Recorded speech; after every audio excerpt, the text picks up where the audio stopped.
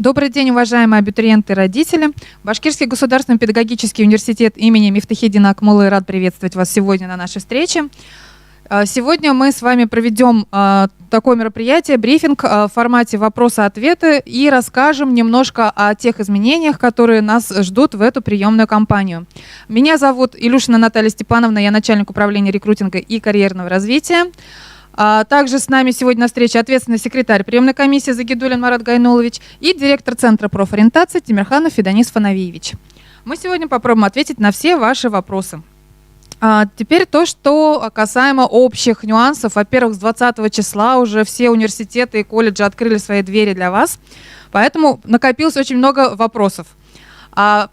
Первое, что я хотела бы еще раз напомнить, что в университеты в этом году идет прием исключительно в дистанционной форме. Поэтому обратите внимание на сайты вузов, посмотрите инструкции, которые для вас приготовили, для того, чтобы понять, как нужно правильно подать документы. Очень много вопросов по поводу справок медицинских так и остается в этом году. Справки медицинские не нужны при поступлении. Вы на первом курсе пройдете медицинское обследование. И по поводу цифровой электронной подписи, она тоже до сих пор не нужна и не будет нужна. Вы просто документы, которые будете подгружать в систему личного кабинета абитуриента, будете заверять своей обычной подписью и сканировать документы и подкреплять. Следующий очень частый вопрос, который звучит по телефону: можно ли приехать к нам и подать личные документы? Личный прием документов у нас запрещен. Единственное, чем мы можем вам помочь, это у нас есть специально оборудованная зона, где мы можем подсказать, как это сделать. Поэтому, если нет у вас технических каких-то возможностей, либо вы не справились с нашей системой личного кабинета абитуриента, тогда в этом случае мы можем вам помочь. Следующее. Из тех вопросов, часто, которые задавались, я бы хотела осветить. У нас изменились, скорее всего, ждут изменения в сроках. По результатам ЕГЭ и по вступительным испытаниям у нас прием документов начинается с 20 июня, он уже начался, да, и завершается 18 августа. Убедительная просьба. Многие абитуриенты спрашивают, что прием открылся и думают, что он длится очень маленький период. До 18 августа мы ждем спокойно ваши документы. Вы можете подождать результатов ЕГЭ, можете подать документы, пока еще не знаете результатов ЕГЭ. Для нас в этом году нет разницы. Мы будем зачислять вас не по наличию оригинала, а по наличию документа, так называемому заявлению о согласии на зачисление. Поэтому на это обратите внимание. Ну и, наверное, сейчас уже я передам слово директору Центра профориентации Фиданису Фанавиевичу Тимирханову. Он расскажет о тех нововведениях, которые будут в этом году и ждут вас при поступлении. Добрый день, уважаемые друзья, добрый день, уважаемые родители, ну, конечно же, добрый день, уважаемые коллеги. Значит, я остановлюсь на тех особенностях или на тех моментах по приему, с которым вы столкнетесь при поступлении не только в наш вуз, а вообще при поступлении в любые вузы Российской Федерации. Значит, начнем всем нам известного факта, что документы можно подать 5 вузов и в каждом вузе на 3 направления подготовки. В этом году мы дистанционно это делаем, так ведь? Нет, ушел не туда. 5 вузов и в каждом вузе на 3 направления подготовки. Итого у нас получается 15. Уважаемые ребята, здесь обратите, пожалуйста, внимание на следующий факт.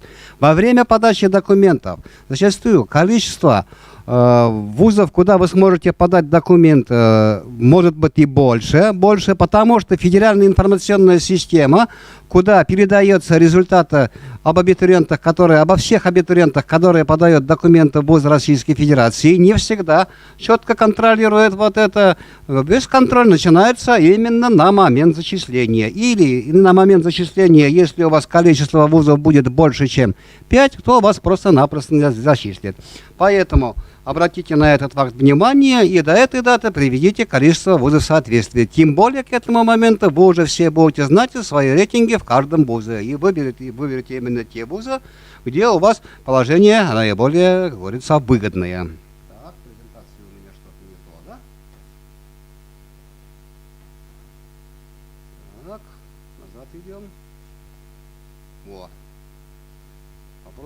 Значит, поступаем в вузы по результатам 3 ЕГЭ. На сайтах вуза вы посмотрите. А также есть направление подготовки, так называемые творческие направления. Это связанные физкультурой, спортом, искусством, также изучением родных языков, коррекционной педагогики, где при поступлении учитывается результаты 2 ЕГЭ и 1 творческого экзамена. Творческий экзамен, который проводит вуз сам. Значит, а на остальные направления вы вузовские экзамены не сдаете, поступаете только по результатам ЕГЭ. По профильной математике остановлю, что профильную математику нужно сдавать только в том случае, если математика присутствует в качестве предмета вступительного испытания. Вот, пожалуйста, 2 примера вам. Первое направление математики нету, его сдавать не надо. Во втором направлении математика присутствует в качестве предмета вступительного испытания, значит, она должна быть обязательно профильного уровня. В других случаях математику сдавать не нужно. Также наши абитуриенты постоянно задают вопрос: я забыл выбрать по данному предмету, не записался на ЕГЭ, могу я сдавать данный предмет в вузе? Уважаемые ребята, ни один вуз экзамена в формате ЕГЭ не проводит. Вот перечень категорий абитуриентов, которые могут сдавать вузовские экзамены. Это, конечно же, за исключением тех, кто поступает на творческое направление. Они, как правило, 1 экзамен творческий вузовский сдают. А так, вузовские экзамены имеют право сдавать дети-инвалиды, инвалиды 1, 2, 3 группы, инвалиды с детства, иностранные граждане, также выпускники колледжей и вузов. Все остальные должны поступать именно по результатам ЕГЭ, или же ЕГЭ плюс 1 творческого экзамена. Также при поступлении в вуз Российской Федерации к баллам ЕГЭ или к баллам вступительных испытаний вы также можете добавить те баллы, которые можно получить за индивидуальные достижения. Данный перечень индивидуальных достижений и количество баллов, которые предоставляются за данный перечень, тоже индивидуально у каждого вуза, поэтому надо это смотреть у каждого вуза на своем сайте. И обратите внимание, прошлогодними результатами не пользуйтесь, потому что они изменились. Ежегодно добавляется, как говорится, новые, у каждого вуза новые индивидуальные достижения. И суммарно такое количество баллов не должно превышать 10 баллов. Минимальные баллы тоже индивидуальны для каждого вуза. Этот минимальный порог баллов, который необходимо вам набрать для подачи документа и участия конкурса на том или ином направлении подготовки, где в качестве вступительного испытания присутствуют данные общеобразовательные предметы. Здесь тоже обратите внимание, в этом году эти баллы чуть повысились. Например, по математике в прошлом году было 27, а в этом году 39. Это изменение коснулось всех вузов. Про целевое обучение тоже вопросы задают часто наши абитуриенты. 1 июня на официальных сайтах вузов размещена квота целевого приема. То есть вы можете найти те направления и количество целевых мест, на какие направления они в этом году выделены. Также, в частности, на нашем сайте есть большая кнопка, где написано «Целевой прием». Там даже есть образец договора. Там ничего изобретать не надо, там все написано. Но обратите внимание, уважаемые ребята, договор в этом году надо заключать только двухсторонний. Вуз включать туда не надо. То есть сюда приезжать и подписывать его не надо. Работодатель и абитуриент. Значит, в качестве работодателя может выступить любая организация, которая имеет в уставном капитале долю государства. Это может быть и отдел образования, и администрация районов, городов, также конкретные школы и другие предприятия. Но обратите внимание, вот в этом договоре, в примере, есть обязательные условия. Там должно быть отражены то, что вы должны отработать 3 года, и ряд социальных мер поддержки. И без этих мер вас просто ни один вуз ваши договоры не примут. Данные договоры тоже подаются во время подачи документов. Вы прикрепляете тоже на официальном сайте, когда будете подавать документы по личному кабинету абитуриента. Значит, по срокам приема, об этом уже Наталья Степановна говорила, прием все вузы начали. Вот здесь видите, если по результатам ЕГЭ только поступаете 18 августа, завершается. Если вы сдаете хотя бы один вузовский экзамен, то есть товарищеский экзамен, или же относитесь к той категории абитуриентов, которые поступают по результатам вузовских экзаменов, пожалуйста, 8 августа. Дальше идет заочная форма. Я думаю, данную презентацию мы еще вам выложим, вы сами посмотрите. Так ведь, да, в рамках контрольных цифр на места с оплатой на обучение. Также зачисление. Смотрите, зачисление по очной, очной, заочной форме обучения. Первое. Размещение на официальном сайте списков поступающих с указанием условий поступления. Так называемый рейтинг листы 19 августа они будут размещены. Дальше. Для лиц, поступающих без вступительных испытаний, это кто же поступает в вузы без вступительных испытаний? Это победители и призеры заключительного этапа Всероссийской олимпиады школьников. А также, если вузы устанавливают олимпиады 1, 2, 3 уровня, перечень данных олимпиад вы можете посмотреть на сайтах вузов, если они являются победителями и призером по предмету олимпиада, где предмет олимпиада является профильным при поступлении на данное направление. Если же предмет олимпиады не профильный при поступлении на данное направление, но присутствует в качестве предмета вступительных испытаний, то вы получаете максимальные 100 баллов.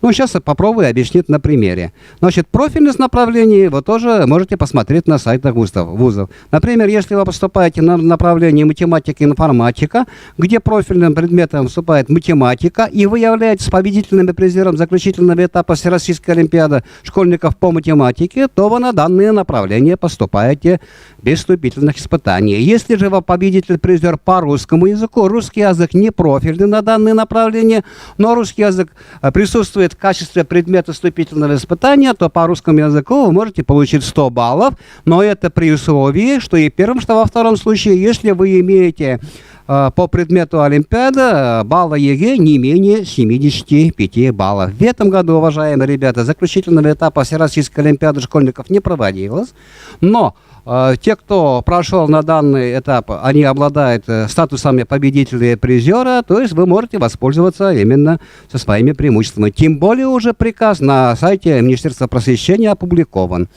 Дальше идет 20-21 августа прием заявления о согласии на зачисление для данных категорий граждан. Также здесь условия поступления и также в пределах квоты. Пишем так, ведь да, в пределах квоты это целевая квота. Также есть 10% квота особого приема. Это для следующих категорий абитуриентов. Для детей-сирот, детей, оставшихся без попечения родителей, для инвалидов первой и второй группы, а то и третья группа, если причина инвалидности и инвалидность детства. А также туда относятся ветераны боевых действий. Вот для данной категории абитуриентов прием заявления о согласии на зачисление 20-21 августа. Обратите внимание, прием заявления о согласии на зачисление, как уже сказала Наталья Степановна, в этом году ни один из вузов оригиналов документов у вас не вправе требовать. Вместо этого вы выпишете заявление о согласии на зачисление, где обязуете, что оригиналы документов образования вы предоставите в вуз в течение первого года обучения. Также там будет следующая графа, что вы обязуетесь подать документы или подаете, вот не документы, а заявление о согласии на зачисление только в один вуз и на одно направление подготовки. Уважаемые ребята, если даже вы сможете подать документы 2-3 вуза и зачислитесь, не рискуйте. Когда мы задали данный вопрос по горячему телефону Министерства высшего образования и науки, они нам ответили, что будет абитуриентам, если они все-таки подали документы и зачислились в несколько вузов. Данная категория абитуриентов со всех вузов будет отчислена, поэтому не рискуйте.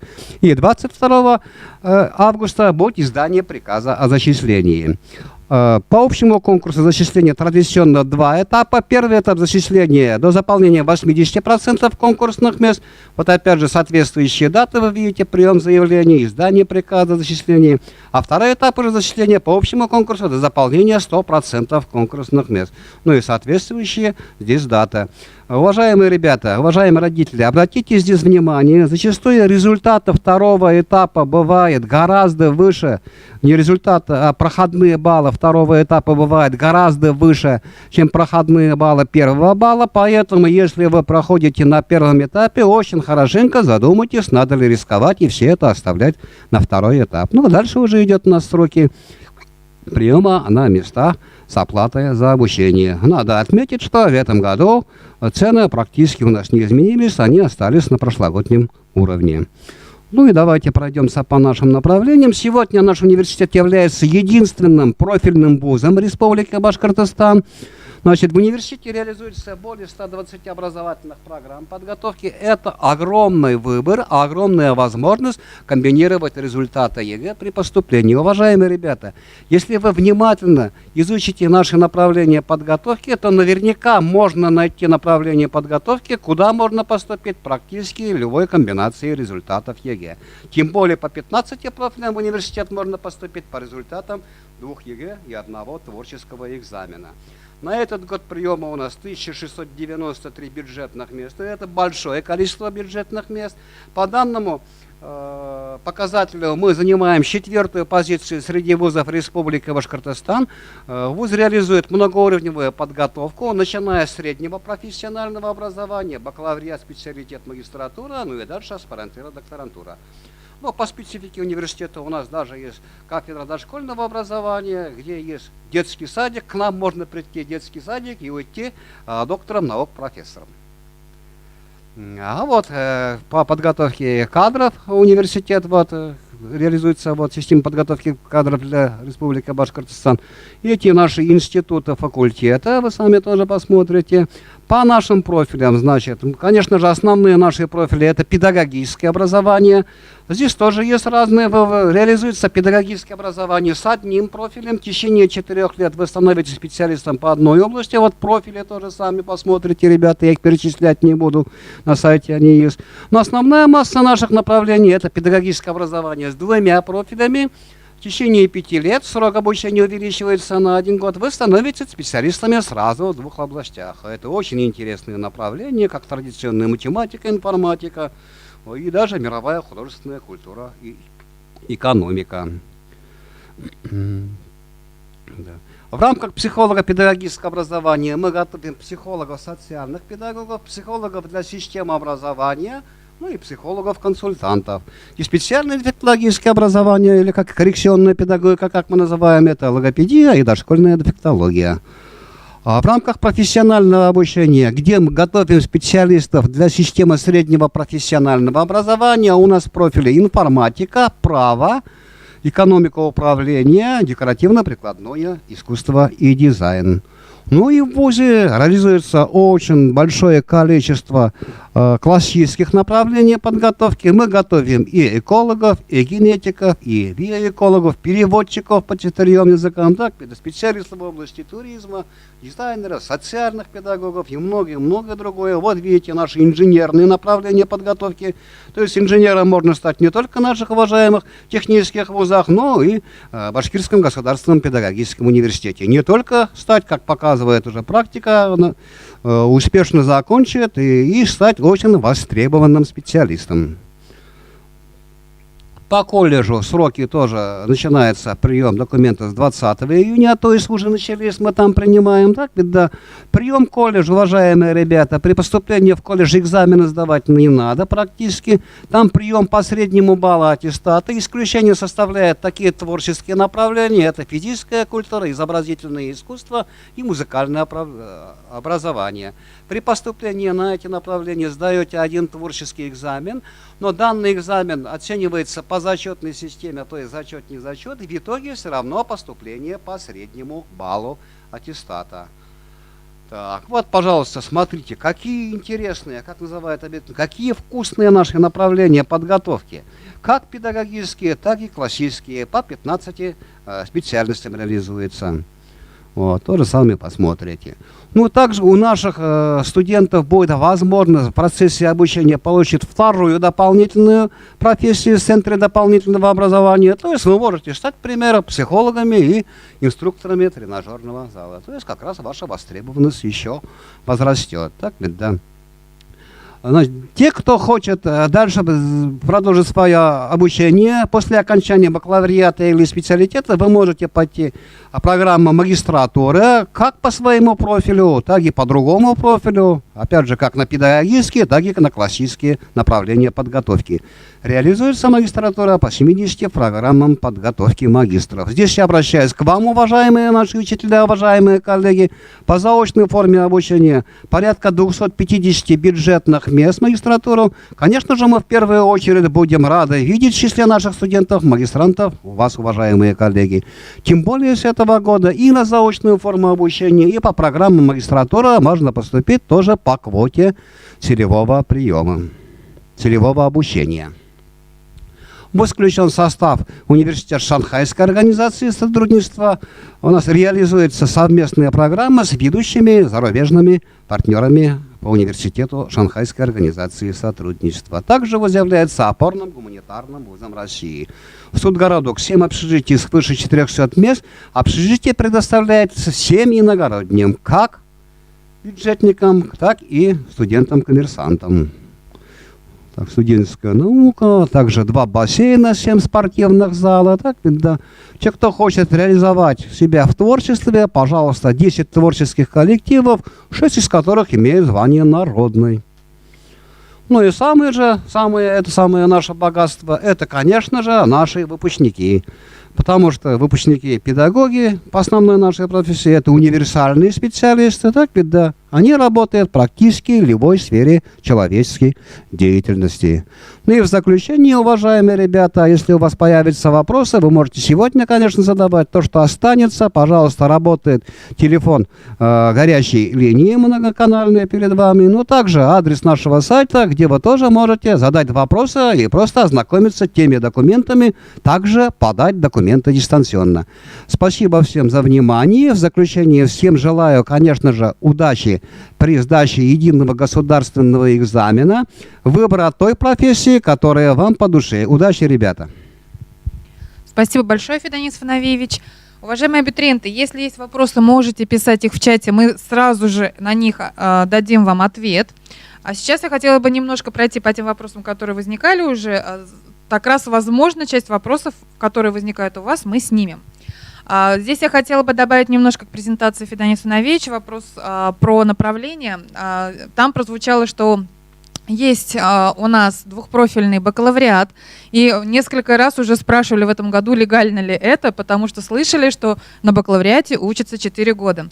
Действительно, в основном в бакалавриате учатся 4 года, но только у педагогов есть такая уникальная программа образовательная с 2 профилями, учатся на ней 5 лет. Это совершенно легально. Также хотела бы тоже такой нюанс пояснить. Есть у нас программа бакалавриата, есть программа специалитета. В чем разница? Разница, во-первых, также в сроках обучения. Специалитет учится 5 лет. И для специалитета продолжение обучения в магистратуре будет считаться 2-м высшим.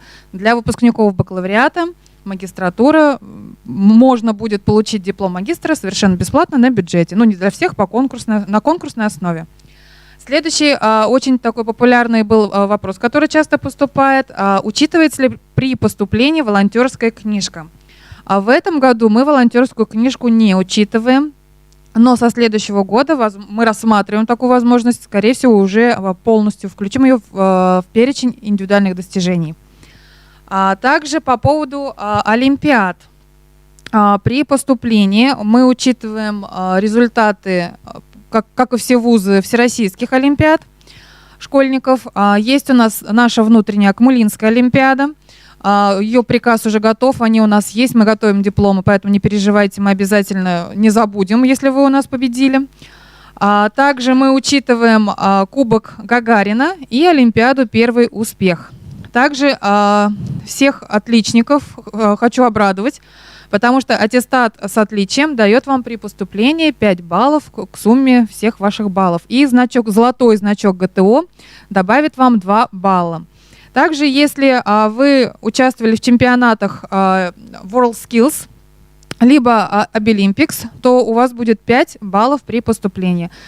И самые большие баллы у нас получают те, кто участвовал в межрегиональной олимпиаде школьников по башкирскому языку и литературе. Там будет 10 баллов, но при поступлении на профильные факультеты.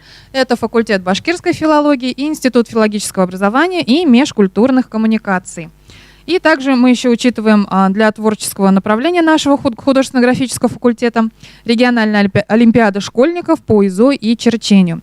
Здесь обратите внимание, что когда вы указываете, что у вас есть индивидуальные достижения, это не означает, что вы можете собрать все за все годы своего обучения в школе и к нам прикрепить как индивидуальные достижения. Индивидуальные достижения имеют срок давности. Мы принимаем только за последний год. И обратите внимание, что сумма, которую мы можем вам добавить при поступлении, должна быть не более 10 баллов. То есть, например, если вы, допустим, у нас победили или стали призером нашей Акмулинской олимпиады, и, например, у вас есть золотой значок ГТО, то у вас будет плюс 7 баллов. Этот перечень можно будет найти на сайте, поэтому, если у вас возникли вопросы, внимательно посмотрите. Также при поступлении обратите внимание, если вы являетесь льготником, обязательно прикрепляйте документы, которые это подтверждают. Не забудьте. Что касается целевого обучения, здесь тоже Федонис Фанович почти все рассказал, подсказал. Действительно, на сайте можно найти кнопочку «Целевое обучение». Там есть такая таблица, где вывешено, на какое направление, сколько целевых мест выделено. С этим можно познакомиться и посмотреть. Там достаточно большое количество мест. Чем отличается целевое обучение? Во-первых, в том, что вы будете учиться на бюджете. За вас не будет платить кто-то другой, за вас платит государство, но вы будете иметь гарантированное рабочее место по завершении обучения, но должны будете там отработать в течение 3 лет.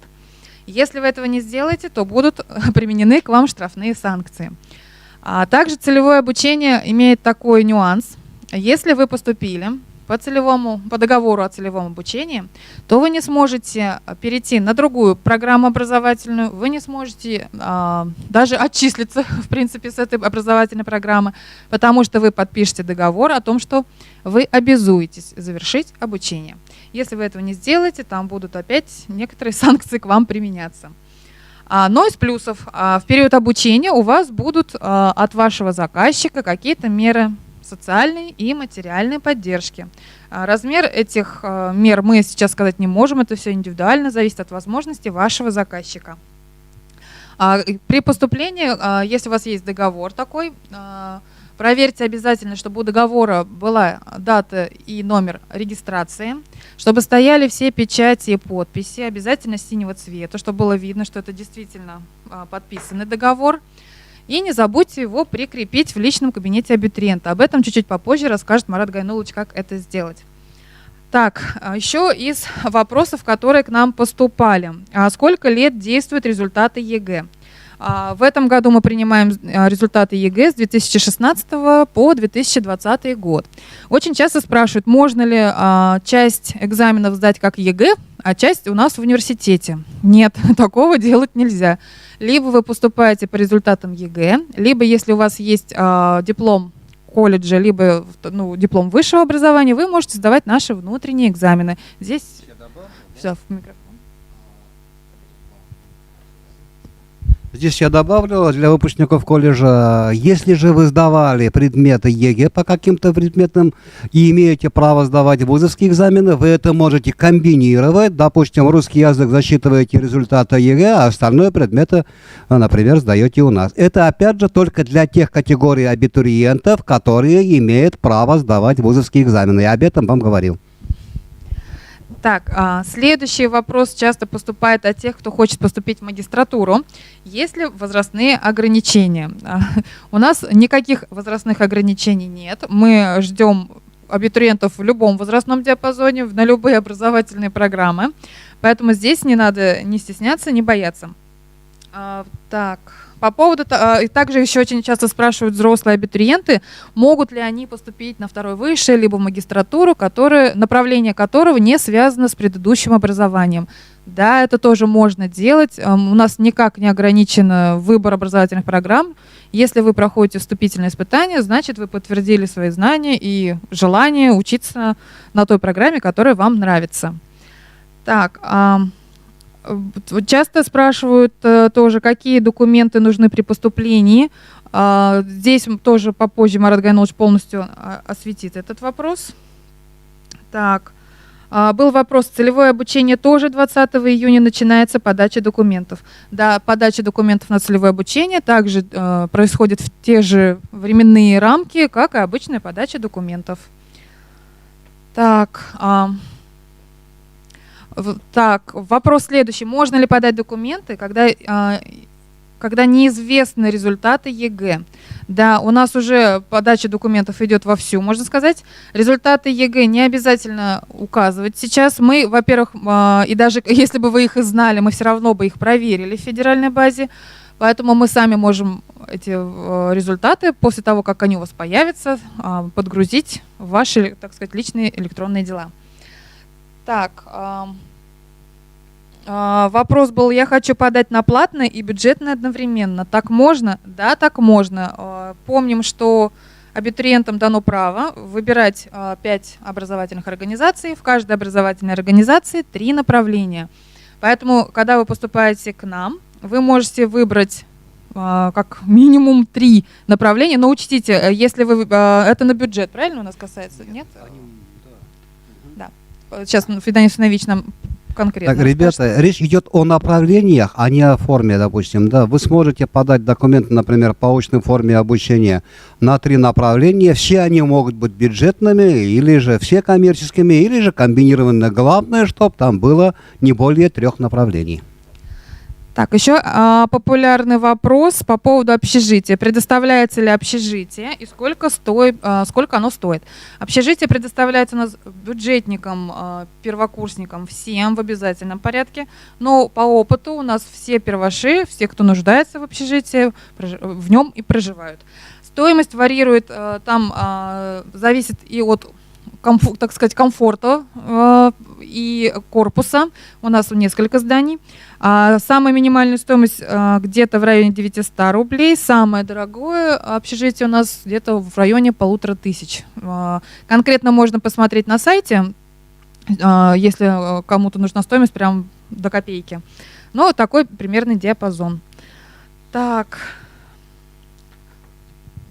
Появились ли у нас еще вопросы?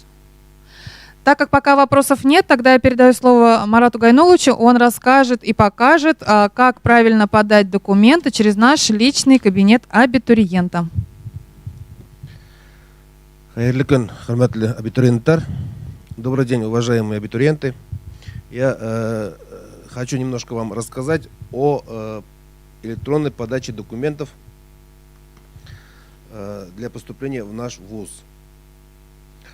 Ну и как во всех вузах у нас есть официальный сайт, где расположена кнопочка такая «Подать документы».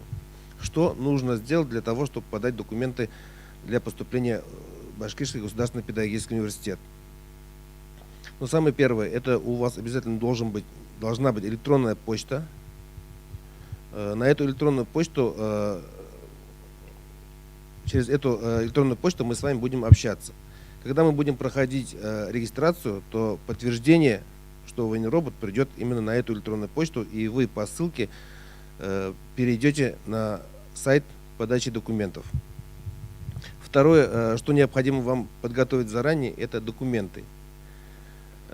Документы какие должны быть? Это документ, удостоверяющий личность. В основном у нас это паспорт, да? Паспорт должен быть в скан-варианте, то есть вы должны его отсканировать или же снять, сфотографировать те страницы, на которых указаны 2-я, 4-я страница. Это личные данные, да, фотография, место выдачи паспорта и место рождения. И страница 4-5. Там указана ваша прописка.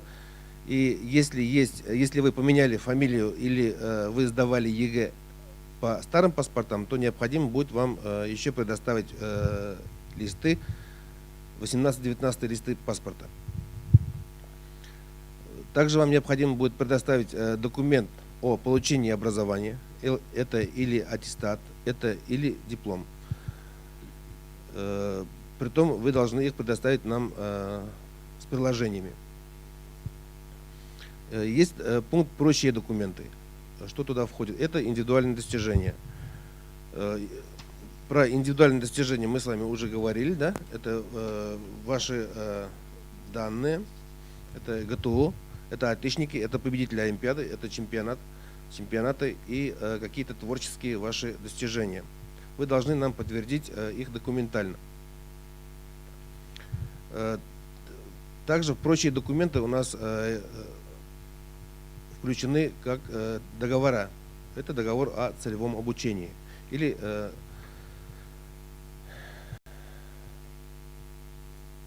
документы, которые подтверждают определенные льготы.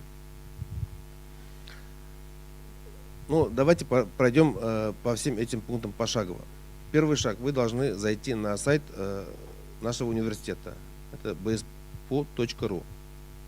Второй шаг. Нажимаем, там будет красная кнопка «Подать документы». И третий шаг. Вы выбираете уровень образования. Это или колледж, или бакалавриат, или специалитет, или магистратура. Также на сайте после нажатия определенной кнопки у вас выйдет регистрация личного кабинета. Здесь необходимо нажать «Подать документы». Как только вы нажмете на эту кнопку, у вас появится официальная страница нашего личного кабинета. Там вы должны пройти регистрацию. То есть для того, чтобы пройти регистрацию, вам необходимо будет ввести первое вашу электронную почту и подтвердить его паролем. Пароль нужно будет вводить 2 раза. И желательно его запомнить, потому что в дальнейшем она вам пригодится. Далее создаем заявление. Для того, чтобы создать заявление, вам необходимо нажать на зелененькую кнопку. Это будет подать онлайн заявление, да? И первый шаг, вы должны дать согласие на обработку персональных данных. Далее отмечаем необходимые пункты, которые вот мы видим справа, да? И нажимаем кнопку «Далее».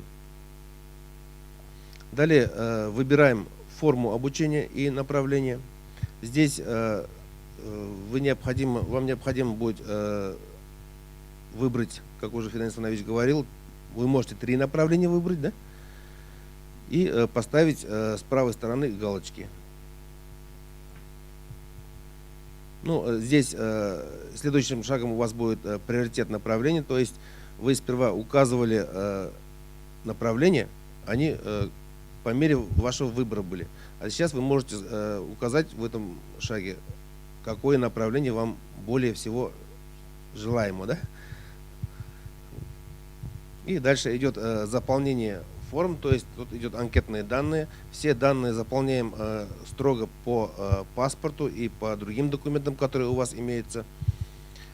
Также загружаем скан копии документов. Здесь необходимо отметить, что скан копии должны быть читаемы, то есть машиночитаемые. Когда вы сделаете скан, попробуйте на них посмотрите, чтобы там все пункты были четко видны.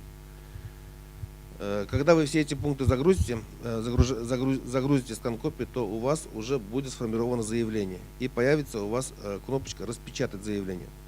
Распечатываете заявление и подписываете его столько раз, сколько раз указано в заявлении. И как подписали, после этого обратно сканируете и загружаете к нам на платформу. И подаете заявление.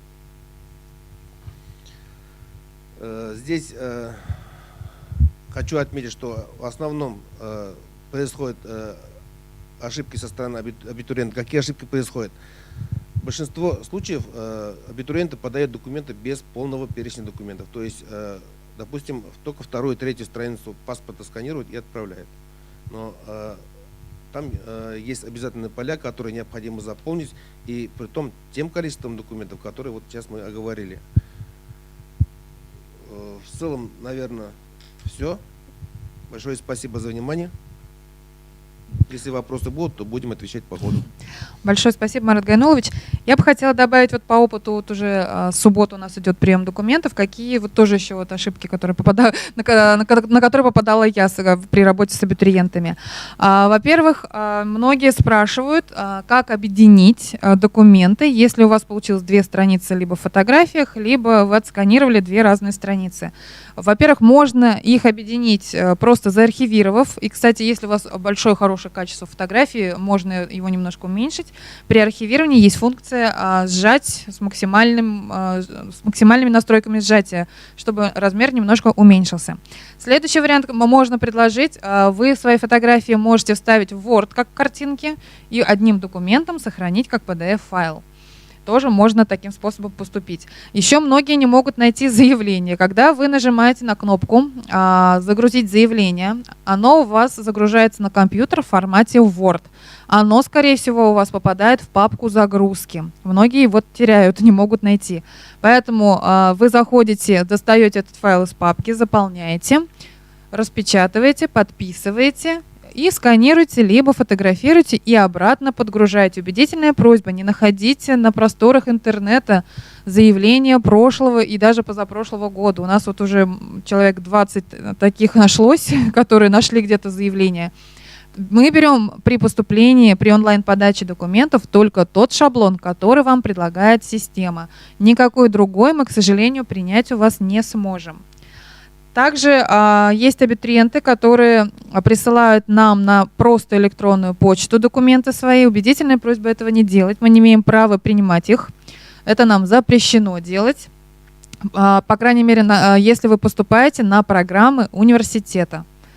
Для колледжа этот формат приема документов разрешен, но обратите внимание, там другой ящик при подаче. Поэтому очень внимательно, прежде чем подать документы, посмотрите еще раз, что вам нужно подготовить. Обязательно подготовьте документы, посмотрите, проверьте их качество. Сейчас вот поступают документы где-то на коленках сфотографированный паспорт.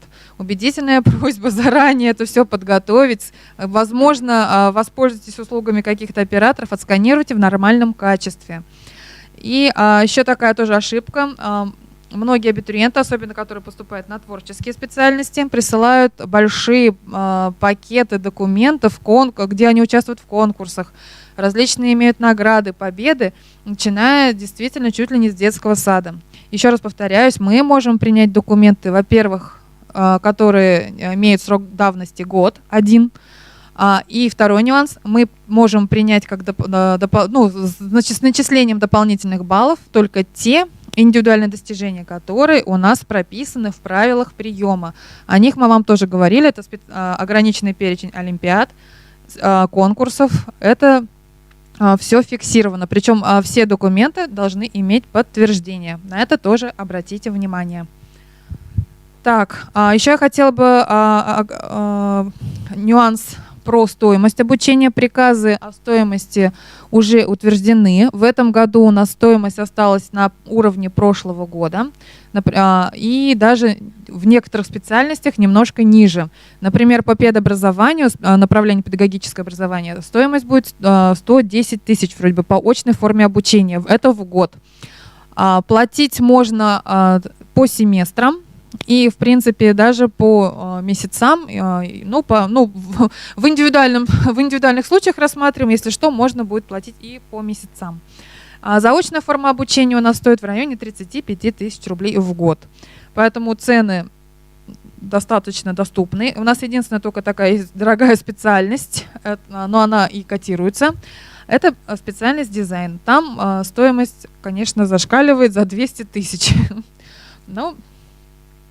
Я думаю, что каждый абитуриент найдет себе специальность, которая ему будет не только по душе, но и в некоторых случаях и по карману. Был еще вопрос, можно ли подавать одновременно на бюджет и вне бюджет. Да, это можно делать. Поэтому здесь проблем никаких у нас нет. Также можно подавать на разные формы обучения, наочную. Например, какая-то специальность нравится на очной, какая-то на заочной. Очень часто спрашивают, если есть специальность на очной форме обучения, почему и нет на заочной. Здесь мы изменить не можем. Вот вам нужно будет посмотреть табличку Называется она «Количество мест». Там указано, по какому направлению, по какой форме обучения и сколько у нас есть бюджетных мест, сколько мы закладываем вне бюджетных мест. У абитуриентов будет мнение, что если вы идете на коммерцию, то ни ЕГЭ сдавать не надо, просто пришел, заплатил, учимся. Нет. Все абитуриенты поступают либо по результатам ЕГЭ, либо в ограниченных случаях могут сдавать наши внутренние экзамены, но обязательно проходят все вступительные испытания. Просто так не попадешь. Также обратите внимание при поступлении на документ, который называется «Минимальные баллы ЕГЭ». Этот документ указывает вам, что ниже вот тех указанных баллов в этом документе мы принять вас просто в университет не сможем. Например, если по математике у нас указан минимальный балл 39 баллов, то значит, если у вас ЕГЭ будет 37 баллов, то вы уже, к сожалению, не сможете поступить в наш университет. Вот эти минимальные баллы, они у каждого вуза свои индивидуально установленные. Поэтому не отчаивайтесь, если вдруг вы не попали к нам в университет, вы можете посмотреть, какие минимальные баллы в другом вузе.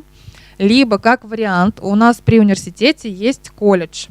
В колледж, как уже Фиданис Фанович говорил, поступают по результатам среднего балла аттестата. ЕГЭ там сдавать не нужно. И есть еще такой нюанс тоже при поступлении, наверное, тоже уже обратили внимание, есть такое понятие творческие внутренние экзамены. Это, например, на спортивные и творческие специальности есть дополнительный наш внутренний экзамен. Это проверка творческих способностей. У логопедов, например, это проверка дикции, у спортсменов это проверка их общей физической подготовленности.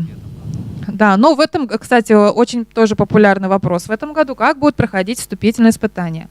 С учетом того, что у нас в стране пандемия, все внутренние экзамены мы максимально будем переводить в тестовый формат, за исключением, конечно, там, где это сделать невозможно, например, по рисунку. Да, там мы не сможем в тестовом формате проверить ваши навыки рисования, поэтому там останется формат рисунка, но изменится его форма проверки. Все вот эти нюансы будут вывешены на сайте. Расписание экзаменов по бакалавриату будет утверждено до 15 июля. По колледжу вот уже будет уже скоро вывешена прям по самой последней версии со всеми уже изменениями после всех изменений разных порядков. Поэтому скоро станут известны все даты уже внутренних экзаменов. Обратите внимание, многие спрашивают, что могут случайно забыть пропустить экзамен. Во-первых, к вам в личный кабинет придет уведомление на расписание. И, во-вторых, если вы пропустили экзамен по уважительной причине, то вы сможете сдать его в резервный день. В расписании это тоже будет указано. Обратите на это внимание. Так, появились ли у нас там какие-то вопросы? Ну, в таком случае, если вдруг у вас все-таки вопросы появятся, вы можете их задать. У нас есть аккаунт в социальных сетях ВКонтакте, там группа называется «Приемная комиссия БГПУ имени Акмуллы». У нас работает горячая линия. Здесь небольшая просьба, линия перегружена, поэтому если вдруг вы не можете дозвониться, просто попробуйте чуть-чуть попозже, потому что действительно большой поток звонков. Потом можно написать вопрос на нашу электронную почту, адрес bspu.pk@mail.ru. Также можно задать вопрос на сайте, можете найти, есть там Google форма, куда можно написать свой вопрос, указать свои контакты. Мы с вами обязательно свяжемся и ответим на вопрос. На этом, я думаю, мы с вами нашу встречу завершим. Если вопросы остались, мы их ждем. Если нет, мы ждем вас в личных кабинетах абитуриентов и надеемся, что мы с вами лично встретимся уже с 1 сентября на учебном процессе. Спасибо за внимание. До свидания.